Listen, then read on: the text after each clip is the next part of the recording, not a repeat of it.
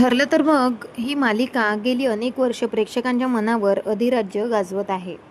या मालिकेतील सायली अर्जुनची केमिस्ट्री प्रेक्षकांना प्रचंड आवडते. तसंच मालिकेतील सगळीच पात्रे घराघरात पोहोचलेली आहेत. त्याबरोबरच अर्जुनच्या मित्राच्या भूमिकेत असलेल्या चैतन्य देखील प्रेक्षकांचं प्रेम मिळवत आहे. ही भूमिका अभिनेता चैतन्य सरदेशपांडे साकारतो आहे. सावलीसारखं अर्जुनच्या पाठीशी असणाऱ्या चैतन्याने सगळ्यांनाच आपलंसं केलेलं आहे. पण तुम्हाला माहिती आहे का, चैतन्य सरदेशपांडेचे वडील देखील लोकप्रिय अभिनेते आहेत. चैतन्य हा ज्येष्ठ अभिनेते धनंजय सरदेशपांडे यांचा मुलगा. धनंजय सरदेशपांडे यांच्या कामाबद्दल सांगायचं तर त्यांनी अनेक मालिका आणि नाटकांमध्ये काम केलं. त्यांची चंद्रविलास या मालिकेतील भूमिका खूप गाजलेली होती. त्याचबरोबर त्यांनी महाराष्ट्राची हास्यचित्रामध्येही काम केलेलं आहे.